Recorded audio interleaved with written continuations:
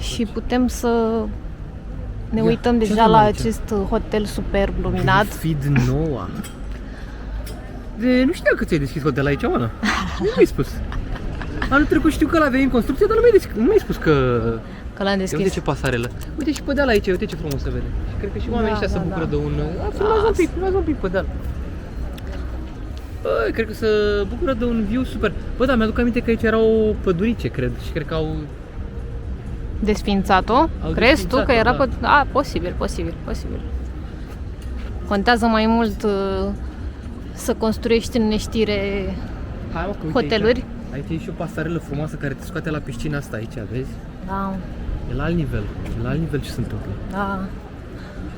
Adevărat. Bă, acum că am mâncat sincer, parcă văd lumea altfel.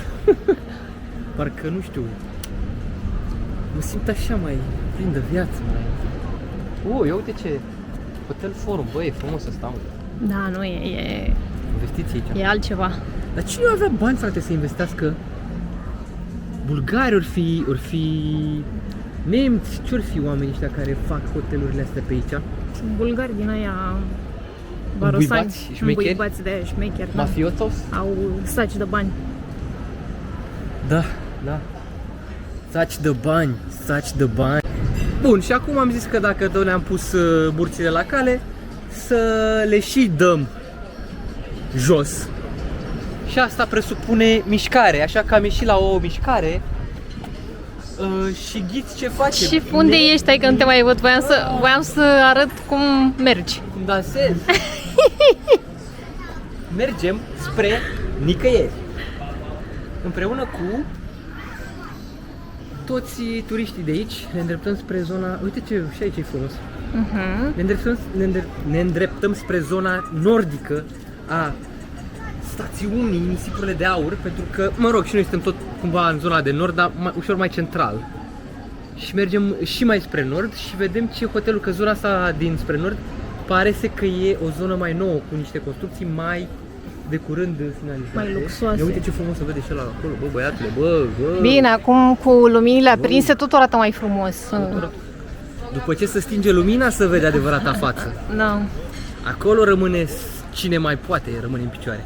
Bun, una peste alta chiar arată decent. Faleza asta chiar e decentă, foarte largă. Nu trec mașini decât trenulețe.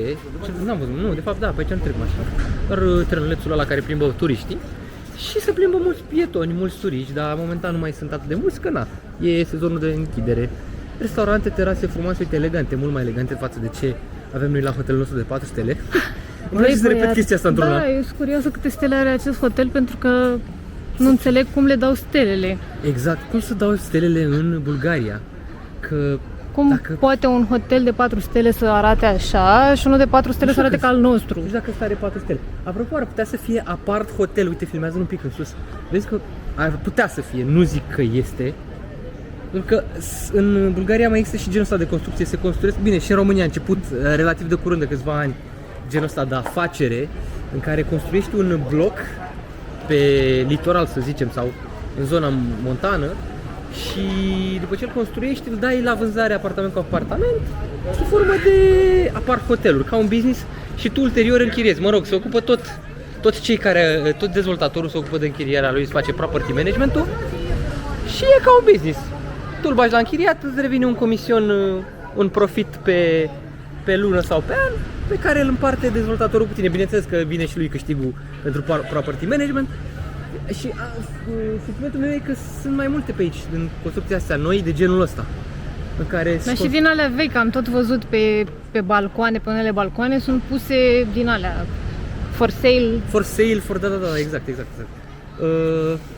Da, e un business interesant, dar încă o dată, din păcate la noi în România și în Bulgaria, sezonul durează mai puțin decât, să zicem, în Tenerife, unde, sau într-o țară de genul în care ai... Spania, da, ai un sezon prelungit, n-ai doar câteva luni. Și da, nu știu cât de avantajos e. Da, mai ales acum pentru România, cu problema asta cu plajele, cu nebunia asta de la nisiparea asta făcută Nu știu exact de ce. De la lărgirea lărgirea plajelor, plajelor, de fapt. care dus la distrugerea plajelor. Și a ecosistemului acvatic, Cam totul s-a biodiversitate. Exact. Pare să că nici turismul nu mai funcționează la noi și așa nu funcționa, ne ducem pe copcă cu totul. În anul următor, ăia am fost. Am fost și nu o să mai fim. La bulgari pare că mai merge treaba. Cel puțin aici în Golden Sands lucrurile chiar parcă se mișcă. Se dezvoltă și uite, se dezvoltă frumos, adică uite ce terasă. Chiar superbă, n-ai ce să zic. Nu ai ce să zici de terasa asta. Nu ai ce să zici nici de clădirea în sine. Frumos, elegant, mă rog, cât de cât. Da, plăcut oricum. Mi se pare mult peste ce se întâmplă în, spre exemplu, Mamaia Nord, unde e un haos total. Acum chiar nu știu. Revenind și la discuția cu stelele. E corupție și la ei. Nu știu cum să dau stelele, nu știu cum să calibrează ideea asta de a Cum și le primi stele. păstrează, mai vine cineva să mai uite, bă, ai Exact. primit 4 stele acum 20 de ani, acum mai... Da, și la Turcia aceeași situație, stelele astea nu, adică probabil nu respectă nu e un standard universal cumva sau este, dar nu se respectă și Eu cred că de fapt nu se fac verificări după aceea. probabil și asta. Probabil și asta pentru că da. Uite, de exemplu, mie la hotelul nostru trebuie să plătești anumite facilități pe care chipurile le ai incluse, dar trebuie să le plătești. E ca și cum ai spune, da, domne, e un hotel de 4 stele, dar trebuie să plătești pentru nu știu ce. Păi și atunci, scuză-mă. De ce aș mai veni la tine? Mă duc la un hotel de 2 stele și aia e. Adică Efectiv, acolo Da. posibil să nu ai acces la chestiile alea, poți să te duci tu în altă parte, Uite, dacă... Asta e în stil vechi, așa, vezi, în stil vechi, dar... cred Da, că așa e luminat, recentă. nu e Nu e. așa rău. Da, cred că e o construcție recentă și asta. Ăsta văd aici Berlin Golden Beach Hotel. Ăsta pare mai vechi, dar pare și închis în momentul de față. Da, cred că am ajuns, cred că aici e sfârșitul.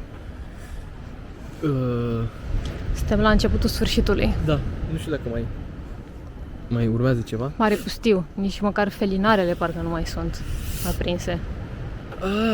Ba da, sunt felinarele. Hai că mai mergem. Dar nu știu dacă mai e ceva după el, știi? Hai că mergem și vedem. În nordul stațiunii este acest anfiteatru, mă rog, nu prea se vede pe cameră bine. Are stilul ăsta antic, ca și cum ar fi o vechitură, o reminiscență, o ruină, așa că nu mai găseam cuvântul. Și de aici un viu către toată faleza asta, în capăt acolo de tot se vede chiar și roata. Iar ăsta e complexul ăsta, Berlin, care am constatat că este foarte, foarte mare. Bine, e închis în momentul de față, dar e un complex uriaș. Sunt 3 sau 4 clădiri de hotel.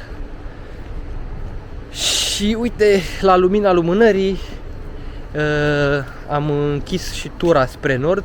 Acum mergem și spre sudul stațiunii, sau mă rog, spre centru. Nu știu dacă ne vedem, nu prea ne mai vedem la lumina lumânării, dar ne continuăm plimbarea. Hai că vedem dacă mai filmăm ceva între timp. Dacă nu, ăștia au fost noi pe seara asta. V-am pupat. La Da, și reunire.